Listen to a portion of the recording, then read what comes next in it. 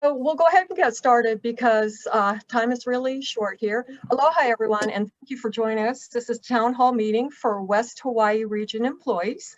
In case you don't know, I'm Judy Donovan. I'm the Director of Marketing for Kona Community and Kohala Hospitals. Just to reiterate what Jim said a minute ago, please make sure that your phones and your computers are muted so that we don't have a lot of background noise. And I'd also like to thank everybody who sent advanced questions through SurveyMonkey.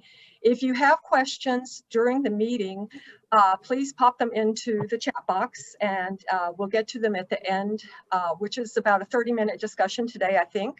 We'll get to them at the end if needed. So I just want to introduce Lieutenant Governor Green, in case you all don't know him. I don't know how anybody couldn't, but he has been instrumental in fighting the COVID virus since its onset in Hawaii over a year ago. He's really helped keep our communities informed and make sure that we understand what's happening.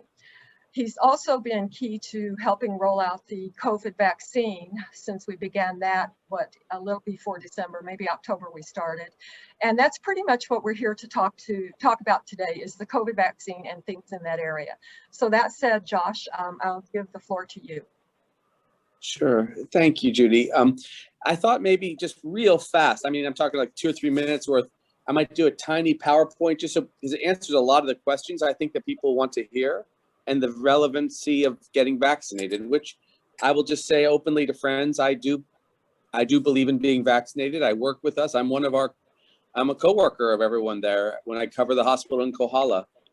And I also caught COVID on my way to Kohala Hospital. So I got a modicum of experience in on this matter. But if I could, I'll just quickly share my screen real fast. Okay. And let me see.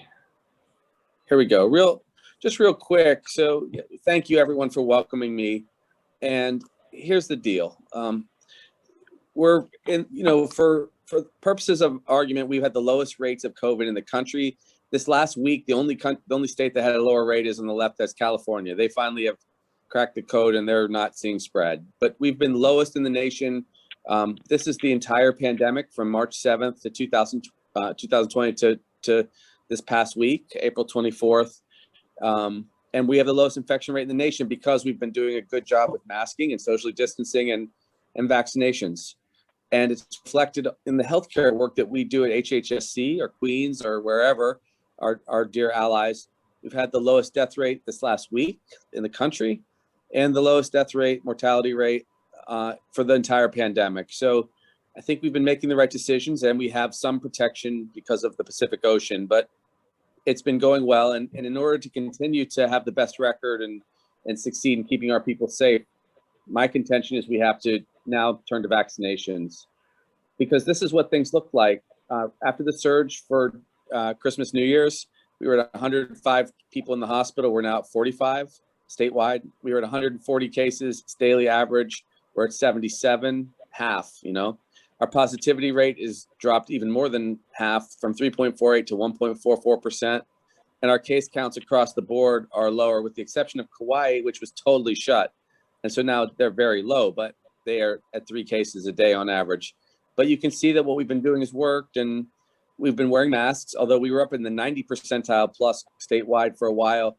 People have begun to let their guard down a little bit. Although today's CDC guidance does tell us that if you're outdoors, you're safe if you've been vaccinated. You don't really need to wear a mask. And there we are for Hawaii. We've done 1,172,923 shots, doses so far. Big Island, 129,000, just under 130,000 doses given. That's fantastic. But that means that, with 240,000 people or so, or maybe 220,000, we still have a ways to go. So that's what I wanted to share. A couple more little quick things. You know what we can do. We're now in phase 2. Anybody 16 and over can get vaccinated. 16 to 18-year-olds with Pfizer only. That's going to probably change to ages 12 to 15 in a couple weeks. And we can register in this way. But of course, we work at HHSC at Kona and Kohala, so we can do it. But just, I wanted to say thank you. That's how you can get me. You guys have my cell number. If you don't, it's 937-0991, 937-0991. anyone should feel free to text me if they're concerned or want to talk about it. You know, I don't tell anyone to get vaccinated. I don't encroach upon their freedom of decision making. I just feel really strongly that it's safe. I took it. Jamie took it. Maya is 14. She's going to take the shot when it's approved. And Sammy, he's 10. So eventually he will too. I just believe in it because I think it will stop the spread of the infection and get us back to normal. And it will prevent some heartache when some young people can get sick. Our cases are now 70% of our cases are under age 50. And so I will stop sharing my screen and then just be available for any questions you have. I just wanted to share that because I do believe that we're in a better place if we're vaccinated. And is that okay, Judy, if I then just take questions and you guide me? You can do that. How about I read a couple of these that were sent in advance, and we'll start there and open the chat box. So Yes. the first one I have is kind of a timeline question. It usually takes years to develop a vaccine. Can we be confident that the COVID-19 vaccines, and I guess this is Pfizer and Moderna, are safe when they were developed in right at a year? That's a great question. So the answer is basically yes. You know, this was an accelerated process, but probably more person hours for science was put into this vaccine than any in the history of mankind. Also, they had already advanced the mRNA platform for this vaccine over several years. And so though they got focused on COVID-19 and this particular virus, this coronavirus at the end, they were well into the studies because they're working on vaccinations for any number of viruses. So I feel comfortable with it, comfortable enough to actually take 2 shots personally. And we've seen extremely low rates of side effects or problems. Now, hundreds of millions of shots have been given between the United States, Europe, Asia, and so on. So I think it's safe. Okay, great. What studies are being done to study the long-term effects of the vaccine? So they have large cohorts of the people that were in the trials being studied for any side effects whatsoever. And then now, additionally, new studies are going on for people just from the lay community that got the vaccine. But I believe that each of the main study arms were 30,000 people, and I'm completely certain that they're going to follow them all the way. Some people are now, the better part of a year out, and they're checking whether or not they have persistent antibody levels and so on. It's a very benign vaccine, actually, and it does not have live virus in the vaccine, so it's minimally risky. But everyone does have the right to ask these questions about vaccines.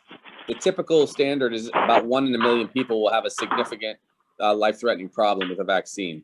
Otherwise, they've been pretty mellow, and we can talk about the Johnson & Johnson maybe in a moment. Okay, great. If I don't know if this is the right word, Josh, if Novavax is approved for emergency use authorization, will it be available on Neighbor Island?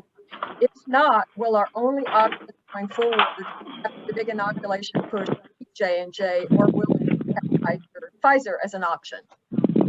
Yes, we'll still have Pfizer and Moderna no matter what, because we're going to make sure anyone can choose which vaccine they want. Someone I think has not my apologies, but it's never going to be the case that you have to choose one vaccine over another. If you'd like to wait, you can until the other vaccines are available, or you could get those vaccines at one of our other facilities.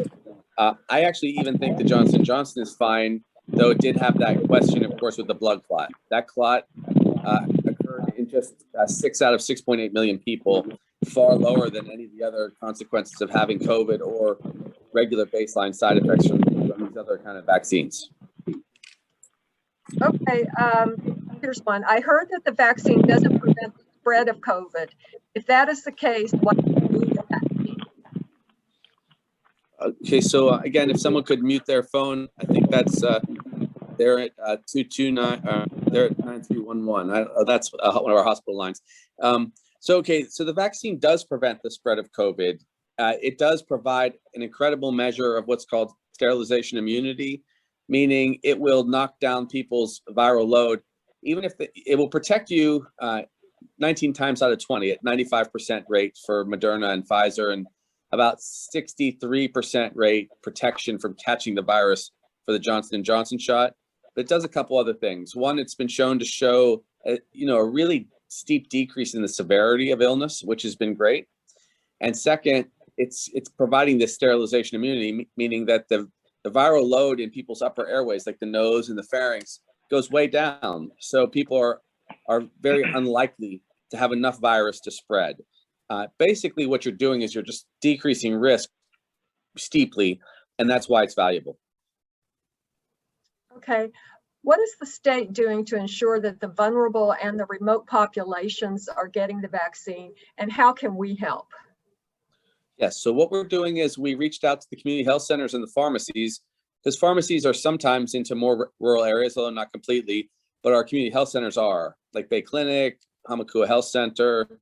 Of course, West Hawaii Community Health Center is more embedded in Kona, but it is for underserved populations.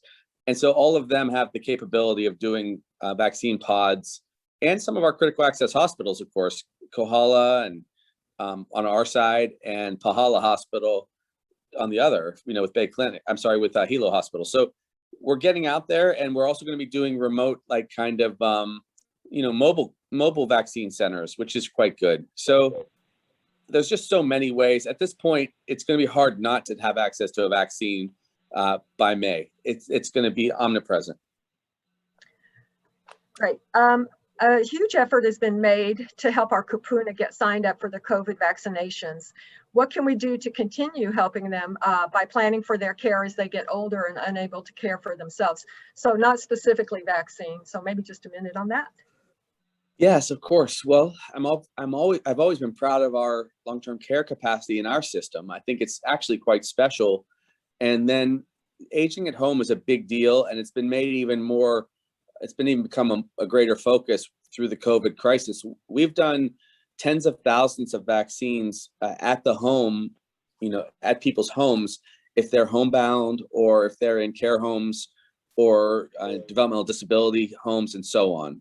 So it's just, we've really been able, whenever you go through a process where you have to try to reach every single person in the state and be mindful of every demographic, you remember and you become familiar with where people's homes are and what it took. It's kind of like a grassroots effort.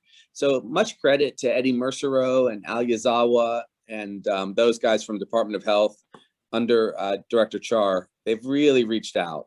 But I think more than ever, we see how vulnerable our kupuna are. We've always known this as neighbor island folks, as Big Island people, because we really have lived the rural life for a lifetime.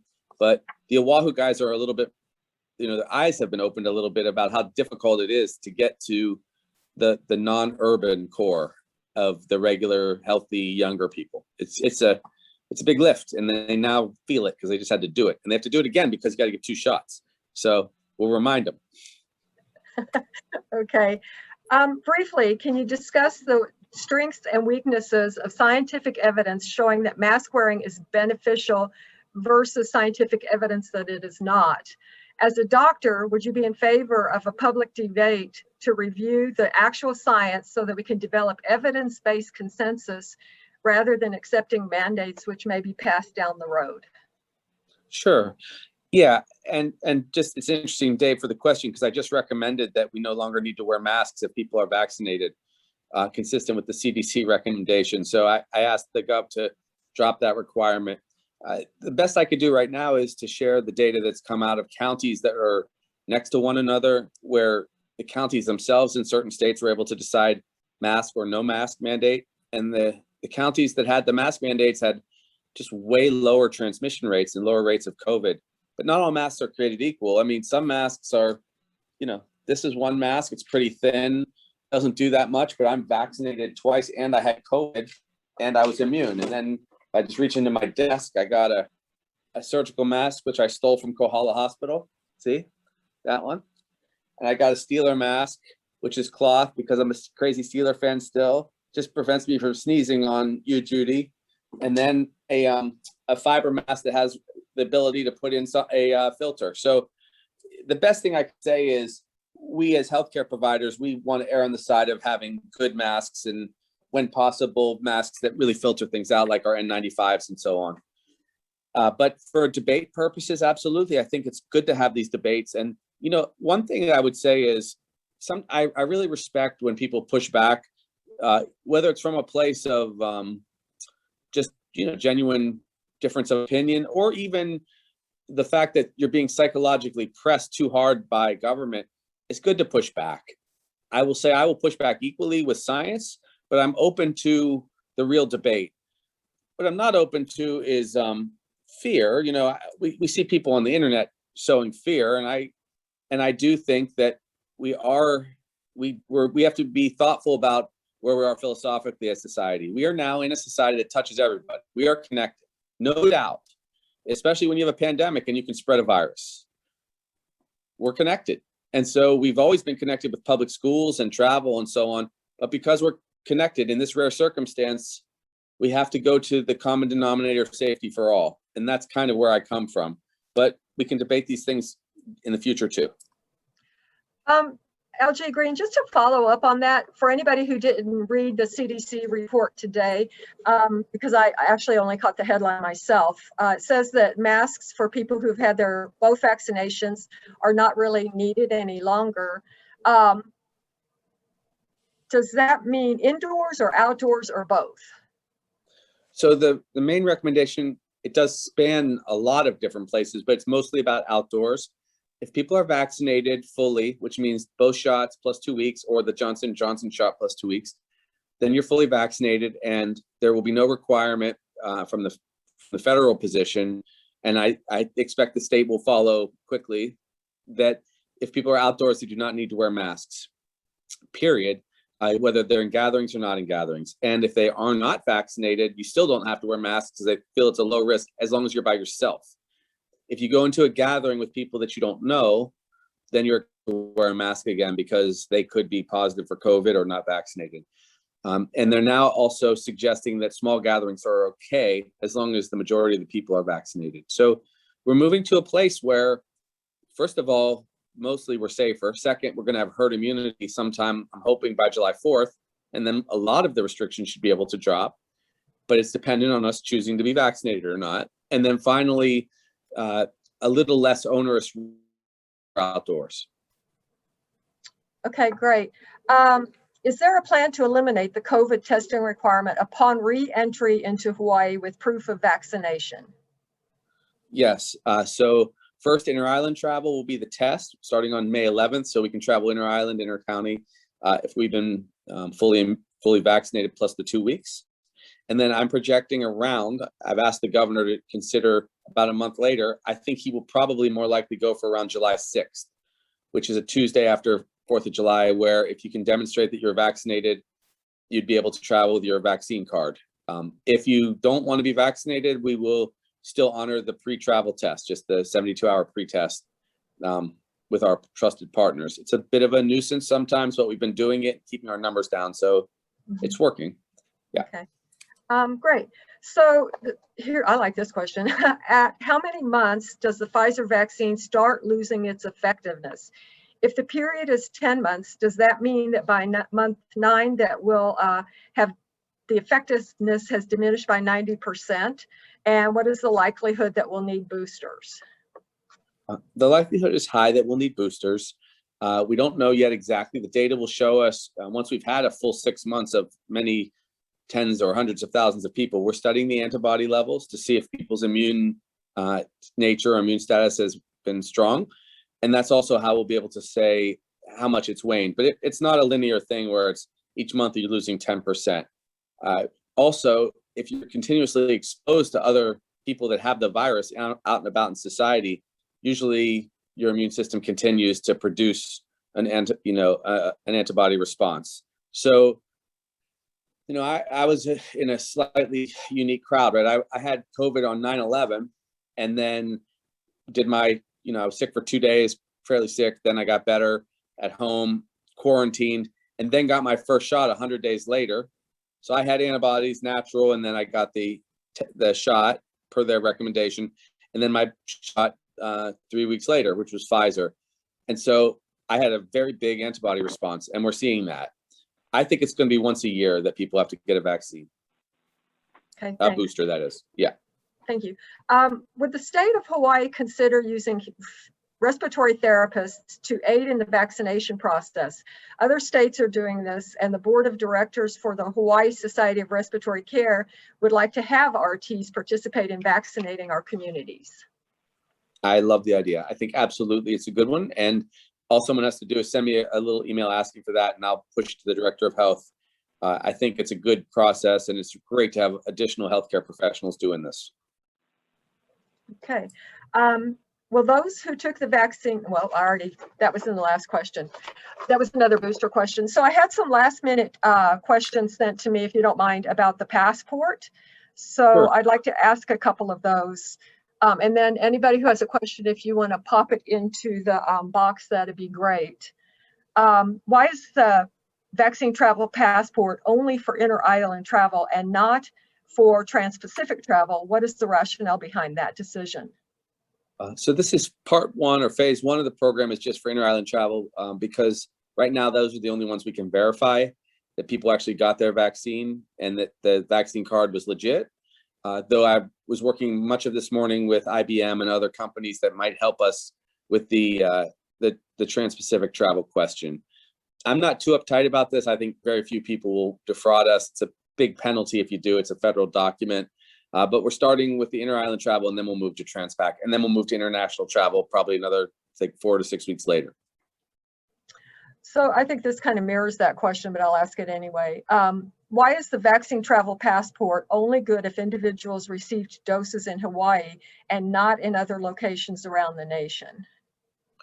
It's just a verification question. If we don't have the ability, we're going to quickly see this solved, because lots of large entities are partnering with other states and whatnot to do it. So it's really just a verification process, and I think it's it bodes well for us, including all of Europe is going to be doing this, so we should get there pretty quickly. Okay, awesome. And then one more about the passports, and we'll move to the chat box. Will the county be checking vaccine card data in VAMs at the airport in order to authenticate our passports? And if yes, when that happens, what happens if the data on the card does not match the vaccine card documentation? Well, basically the artificial intelligence, when people have uploaded their card, should be sufficient, and I don't think we're going to be dinging too many cards. If there's a clear sign that someone has created a fraudulent card or there's a large disconnect, then we'll check it. We'll check it more carefully, just to make sure someone isn't faking the whole thing. The VAMS is a pretty good system, but we're going to try to keep it very expedited at the airport. And frankly, the risk is very low. So I'm not overly focused on that. I'm more interested in seeing us get to 50, then 60, then 70, then 80% vaccinated in our state, because that would mean inherently that fewer and fewer people would be even possibly traveling without that protection. And those who are clearly not going to get the vaccine, they're probably just going to either wait or use a pretest. Right. And then from Aviva in PACU, is a serological test an option to prove vaccination? It is actually, although we haven't gone down that road. You mean if someone has been vaccinated and said they wanted to show that they had antibodies? We're just not that sophisticated yet, but we do provide exemptions. For instance, if people have had COVID, we will do an exemption for them because they are exempted from having to test, because they could test positive for several months.